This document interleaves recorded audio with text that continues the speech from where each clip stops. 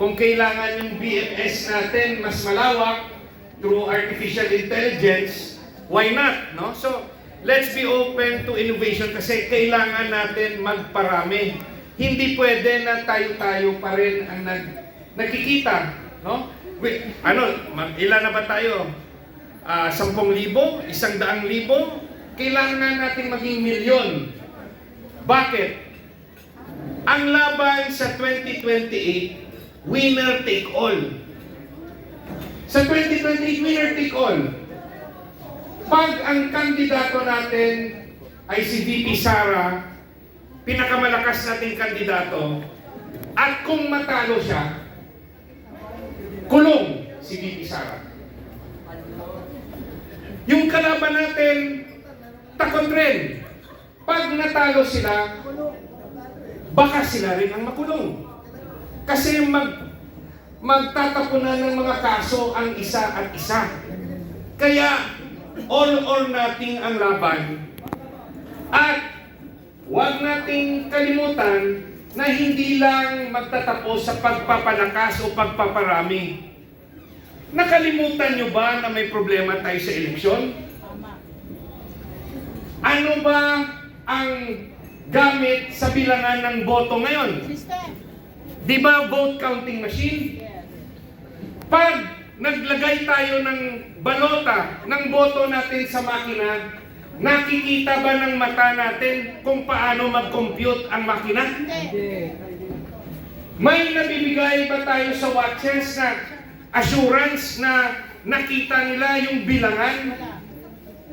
Yung hinihingi natin bilang parte sa PDP Laban, at ito'y nag-request tayo ng Senate investigation, at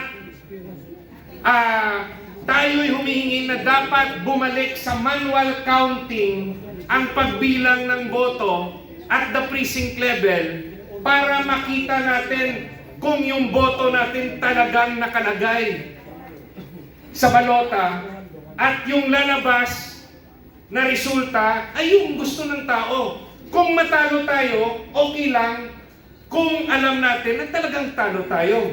Pero okay ba sa inyo na hindi nyo nakikita ang bilangan?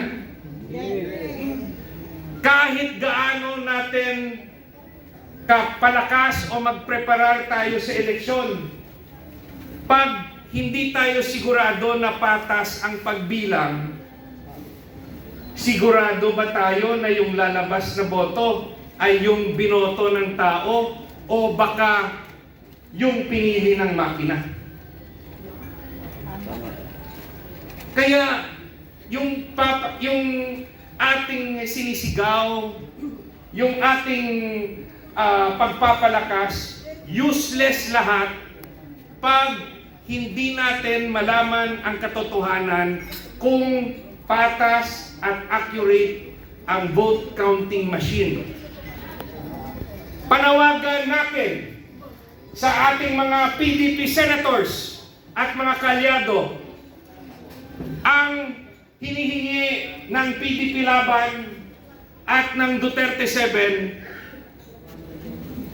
ay imbestigahan ang 2025 election, at hinihingi natin sa ating mga senador, pangunahan ninyo ang panawagan within the Senate. Hindi natin pwedeng batikusin si Senator Lacson kung yung mga kasama natin tahimik. Senator Bongo, Senator Bato, Senator Robin Hood Padilla, mga kalyado natin, Senator Marcoleta, Senator Marcos, yung dinala ng PDP Laban, si Senator Camille Villar. Gusto namin malaman kung patas ba ang pagbilang ng vote counting machine.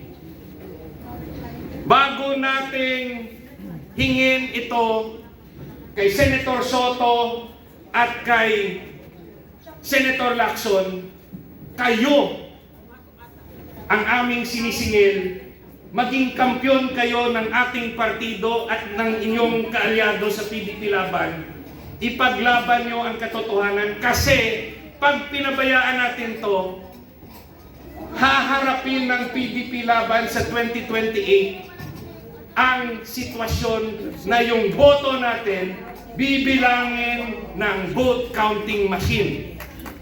Tama ba, Atty. Lambino? Si Atty. Lambino, testigo. Kasi sabi niya, yung binoto niya raw sa balota, Duterte 10, pero yung lumabas, iba raw. So willing siya mag-testify in the Senate. We just want the truth. At wala na kaming habol na makaupo sa Senado dahil hindi naman kami nag-file ng election protest. Yung amin lang habol na maging patas ang eleksyon by 2028. Dahil gaano man natin kasigaw, no to corruption, wala mangyayari. Useless. Talaga bang magiging Happy New Year kung wala tayong haharapin? Uulitin ko, ang laban mag-uumpisa sa PDP laban at ito'y dapat pangunahan ng ating PDP senators.